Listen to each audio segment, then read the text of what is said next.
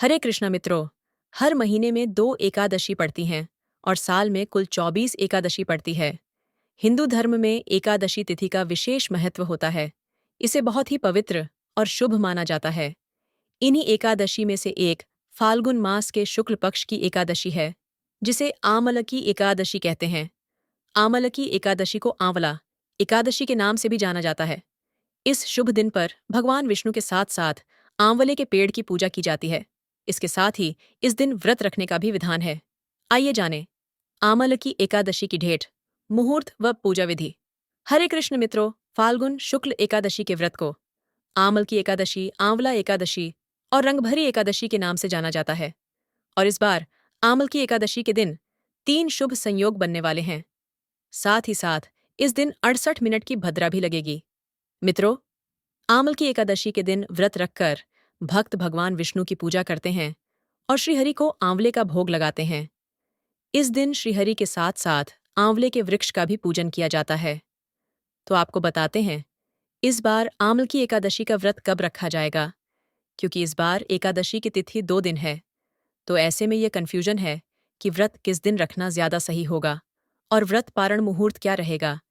इसके अलावा भद्राकाल का समय कब से कब तक रहेगा, भद्रा का वास इस बार कहाँ रहने वाला है।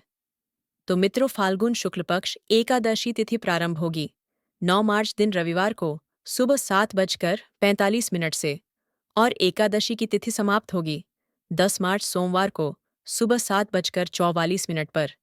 अब ऐसे में रविवार के दिन, क्योंकि दशमी तिथि भी है और एकादशी भी लग रही है, तो अगर बात करें कि किस तिथि में व्रत रखना सही होगा, तो जब भी एकादशी की तिथि 2 दिन होती है, तो दूसरे दिन वाली एकादशी का व्रत रखना ज्यादा शुभ माना गया है। इसलिए इस बार 10 मार्च सोमवार के दिन ही आमल की एकादशी का व्रत रहेगा और एक दिन पहले यानी रविवार के दिन दशमी तिथि के नियमों का पालन किया जाएगा, क्योंकि रविवार का दिन है और रविवार को तुलसी के पत्ते नहीं तोड़े जाते हैं। तो आप और एक दिन पहले यानी शनिवार के दिन ही तुलसी के पत्ते भी तोड़कर रख लें। 10 मार्च सोमवार को ब्रह्म मुहूर्त का समय रहेगा सुबह 5:07 से 5:50 तक सूर्योदय होगा। सुबह 6:04 पर सूर्यास्त शाम 6:30 पर। प्रातःकाल पूजा मुहूर्त रहेगा सुबह 7:45 से 8:51 तक। इसके अलावा आप ब्रह्म मुहूर्त में भी पूजा कर सकते हैं। शाम की पूजा का मुहूर्त शाम 6:24 से 7:40 तक रहेगा और राहुकाल का समय रहेगा सुबह 6:30 से 9 बजे तक। इस बार एकादशी के दिन सर्वार्थ सिद्ध योग सुबह 6:36 से लेकर रात 12:51 तक रहेगा।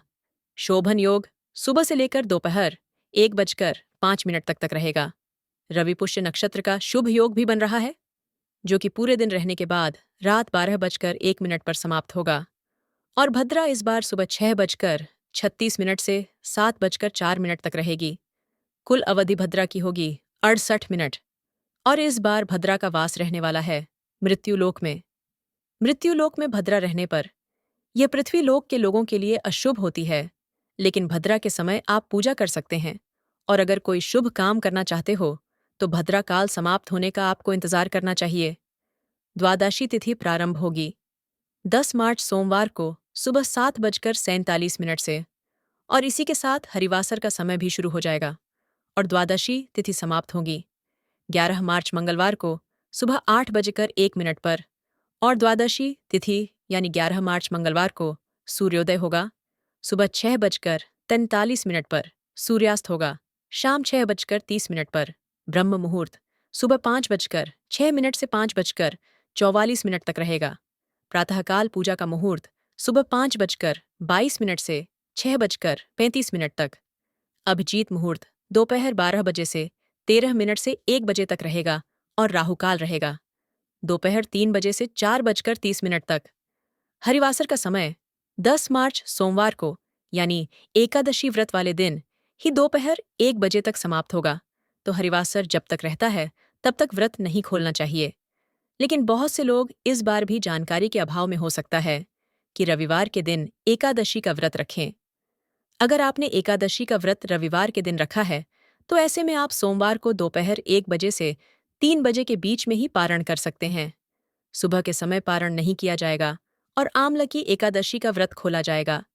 11 मार्च मंगलवार को सुबह 6:44 से 8:13 के बीच में ध्यान रखिएगा।